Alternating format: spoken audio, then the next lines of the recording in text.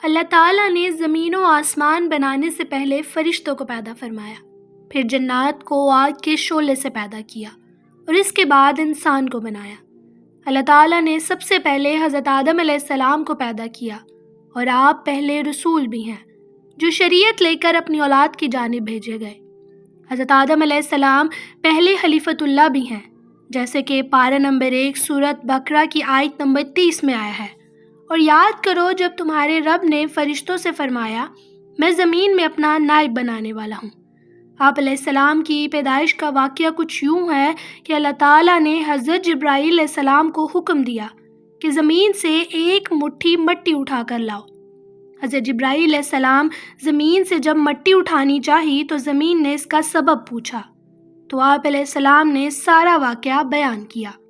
اس پر زمین کہنے لگی میں خدا کی پناہ چاہتی ہوں اس بات سے کہ مجھ سے کچھ کم کیا جائے۔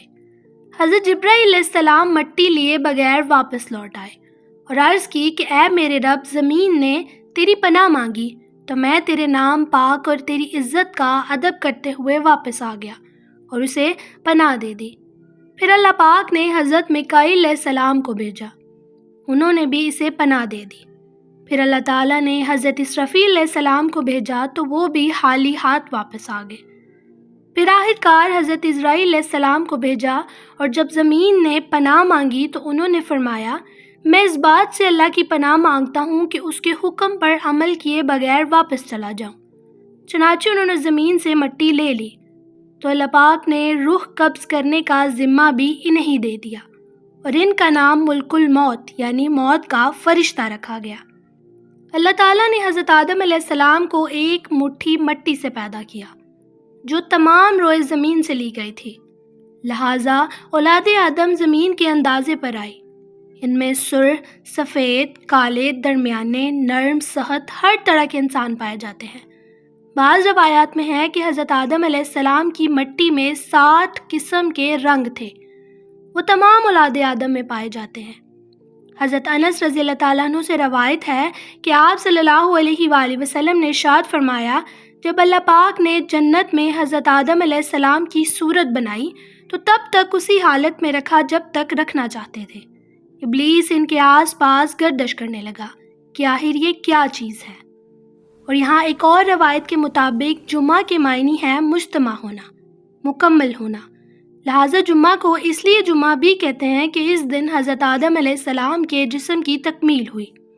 اسی دن حضرت آدم علیہ السلام کو پیدا کیا گیا، اسی دن انہیں جنت سے زمین پر اتارا گیا، اور اسی دن ان کی وفات ہوئی، اور اسی دن قیامت قائم ہوگی۔ صحیح بخاری کی ایک حدیث کے مطابق حضرت آدم علیہ السلام کا قد مبارک 60 گز یعنی 90 فٹ تھا۔ جو بھی جنت میں جائے گا وہ حضرت آدم علیہ السلام کی صورت پر ہوگا اور اس کا قد 60 گز ہوگا۔ جب اللہ تعالیٰ نے آپ علیہ السلام کے اندر روح پھونک دی تو پھر آپ کو حکم دیا کہ اے آدم، فرشتوں کی اس بیٹھی ہوئی جماعت کے پاس جاؤ اور کہو السلام علیکم۔ چنانچہ انہوں نے ایسا ہی کیا تو فرشتوں نے جواب دیا علیک السلام ورحمۃ اللہ۔ پھر اللہ تعالیٰ نے فرمایا یہ تمہارا اور تمہاری اولاد کا آپس میں سلام ہے۔ پھر ایک انسانی وجود حضرت آدم علیہ السلام کی صورت میں پیدا ہو گیا۔ پھر اللہ تعالیٰ نے آپ علیہ السلام کی بائیں پسلی ان کے آرام کے دوران نکالی اور ان سے ان کی بیوی حضرت بی بی حوا کو پیدا فرمایا، اور اس طرح سے انسانی پیدائش کا سلسلہ شروع ہوا۔ اللہ تعالیٰ نے انسان کو خوبصورت شکل و صورت میں بنایا ہے۔ انسان کا ہر ایک اعضاء اللہ کی قدرت کا کرشمہ ہے۔ ابن آدم کی آنکھوں میں نمکینی رکھی کیونکہ یہ دونوں چربی کے ٹکڑے ہیں، اگر ایسا نہ ہوتا تو یہ پگھل جاتے۔